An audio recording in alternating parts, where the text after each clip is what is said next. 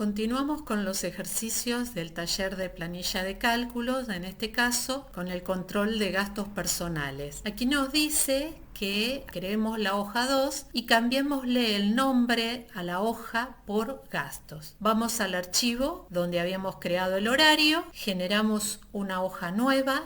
A esta hoja le vamos a colocar el nombre de gastos y luego vamos a completar esta planilla con todas las columnas que nos dice en la estructura de tabla. En la columna A irá categoría, B descripción del gasto, C monto, D fecha de vencimiento de ese gasto y E los días restantes hasta el vencimiento. También nos pide que completemos al menos con 10 filas con gastos ficticios y que nos aseguremos que la fecha de vencimiento estén en el futuro. Esto es, si hoy es 20 de agosto, el vencimiento futuro, por ejemplo, podría ser 21 de agosto. Acá tenemos nuestra tabla en la fila 1 con cada uno de los títulos de las columnas y desde la fila 2 en adelante tenemos, por ejemplo, vamos a tomar el caso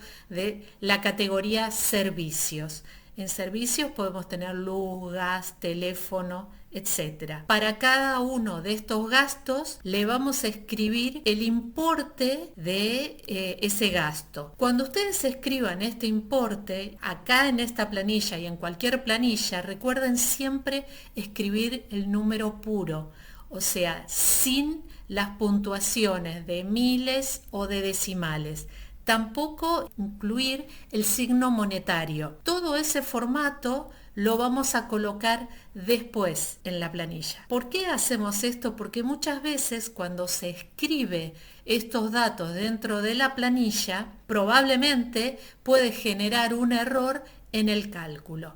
Entonces, dejamos el número, por ejemplo, 450.000, sin punto, sin coma y sin signo pesos. Luego escribimos la fecha de vencimiento y acá sí tenemos que utilizar los formatos de fecha que vimos en la teoría. Para separar los días, los meses y los años podemos utilizar, por ejemplo, la barra. También podríamos escribir, por ejemplo, 30-08-25, que es válido. Y luego a todo esto le vamos a dar formato. Vamos a utilizar algunas funciones básicas, como por ejemplo, total gastado, vamos a utilizar suma. Para calcular el promedio de gasto, la función promedio. El gasto mayor, función max. El gasto menor, función min. La cantidad de gastos, esto es 1, 2, 3. ¿Qué cantidad de gastos hemos incluido en esta planilla? Para eso utilizamos la función contar. La cantidad de descripciones que hemos incluido en esta planilla. Podríamos haber dejado alguna en blanco. Para eso vamos a usar contará. Si ustedes ven estas dos funciones, contar y contará, pareciera que hacen lo mismo, pero contar se utiliza para las celdas que tienen número y contará para las celdas que tienen texto. Luego, para las celdas que estén vacías, que no contengan ningún dato, vamos a usar contar punto blanco. Veamos cómo lo realizamos. Vamos a total gastado. Para eso vamos a sumar los importes. Entonces vamos a poner igual suma. Volvemos a lo que vemos en la parte teórica. Cuando yo escribo la palabra suma se despliega el menú contextual. De hecho, ese menú contextual se empieza a desplegar con las funciones que empiezan con S. La planilla ya sabe cuando le escribís un igual y después le escribís una letra, dice, bueno, te voy a mostrar las funciones que empiezan con esa letra. En este caso me muestra las funciones que empiezan con S. Le vamos a agregar la U y ahí ya me empieza a mostrar las funciones que empiezan con su. Fíjense, la primera es suma. Vamos a hacer un clic ahí y me la escribe en la celda. Ahora, puedo escribir el rango de celdas. Recuerden que el rango de celda es un conjunto de celdas. En este caso son celdas contiguas o continuas, o sea, celdas que están una al lado de la otra. ¿Qué es lo que vamos a hacer?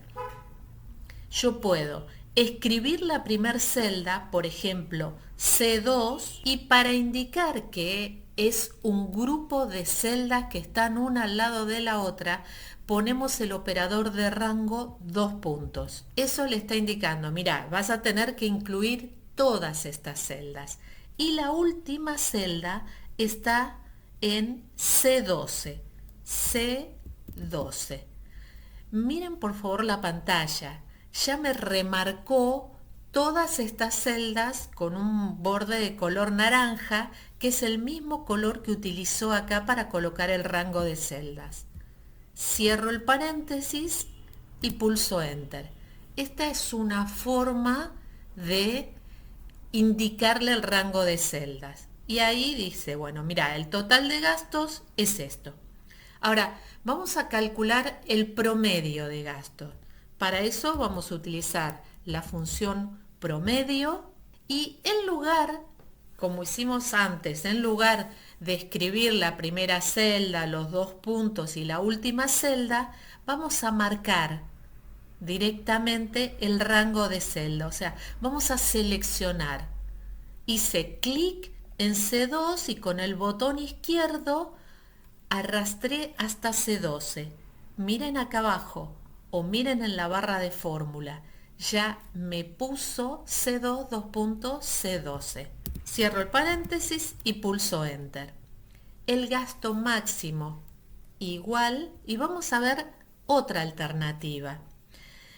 Antes habíamos visto que para esta celda G1 se podía llamar G1, pero además le habíamos puesto un nombre en el cuadro de nombres. Ahora vamos a seleccionar este rango y le vamos a asignar un nombre también. Entonces me voy al cuadro de nombres y escribo monto. Pulso Enter. Entonces, vamos a venir acá. La función para calcular el gasto mayor es la función max. Paréntesis. Y ahora, en lugar de poner el rango de celdas, voy a colocar el nombre de ese rango de celda. Que se llama, puse la letra M y acá me dice monto. Cierro el paréntesis y pulso Enter. Para el gasto mínimo usamos la función min, paréntesis y otra vez monto.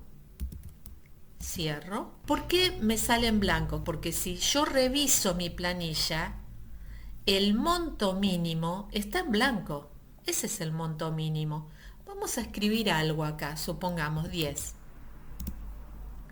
Entonces, automáticamente acá me dice 10. Para controlar cuando una fórmula está correcta, hacemos eso. Ahora vamos a ver la cantidad de gastos que informamos.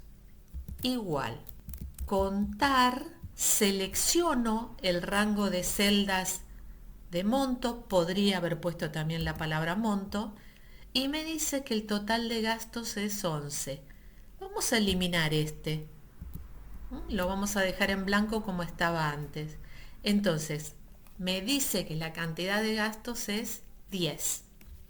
La cantidad de descripciones que escribí. Las descripciones están acá en la columna B. Igual, contar, contará, paréntesis, selecciono el rango de celdas, Enter, y me dice que son 11. Vamos a eliminar alguna de estas descripciones. Supongamos, elimino esta que decía teatro. Y ahora me dice que son 10. Bueno, quiero ver qué cantidad de celdas están vacías, que no haya puesto la descripción. Igual, contar punto blanco, paréntesis, vengo acá, selecciono y me dice que hay una para la cual no puse una descripción. Vamos a continuar con el formato de celdas de la planilla en la cual estamos trabajando. Nos piden varias opciones. Vamos a comenzar con el formato numérico de moneda. Para eso seleccionamos las celdas del monto, vamos a formato, vamos a número y fíjense, acá dice moneda, pero si yo tomara directamente esta, el signo que me va a colocar es euros. Eso tiene que ver con la configuración de la cuenta de Gmail. Para que nos ponga el signo peso tenemos que ir a moneda personalizada y acá nos sugiere varias monedas. La primera de todas es el peso argentino, la seleccionamos y aplicamos. También nos solicita que donde aplicamos las funciones, hicimos la obtención de diferentes valores, como por ejemplo el total de gasto, el promedio, el valor mayor y el menor, le pongamos el signo de monedas. En este caso, al utilizar Google Sheet, automáticamente nos coloca ese signo peso porque esa función está haciendo referencia a un rango de celdas que ya tiene un formato de moneda. Puede no suceder lo mismo con, por ejemplo, la planilla en Excel. Lo otro que nos pide es que le demos un formato a la fecha que contenga 2 dígitos para el día, 2 dígitos para el mes y 2 dígitos para el año. Fíjense, la celda D2 contiene 2 dígitos para el día, 25, 2 dígitos para el mes, 0,8, pero 4 dígitos para el año.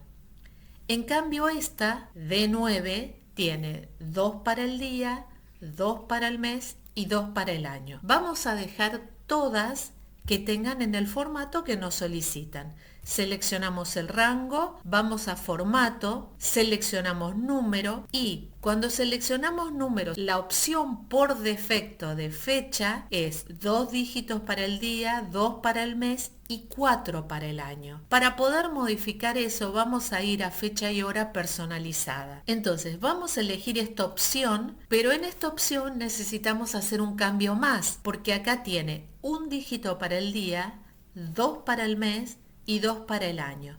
Entonces, primero la seleccionamos, luego venimos acá a día y vamos a hacer clic en esas flechitas y fíjense, día con 0 a la izquierda. Seleccionamos esa opción, aplicamos y ahí nos cambió todas las fechas al mismo formato. Lo otro que nos solicita es que resaltemos los días restantes que son menor a 5, que faltan menos de 5 días.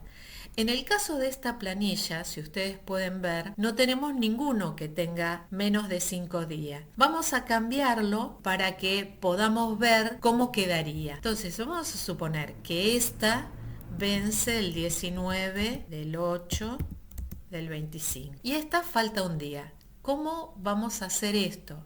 Vamos a seleccionar el rango de celdas para no hacerlo manualmente, porque yo manualmente podría ir a esta celda y colocarle el color amarillo.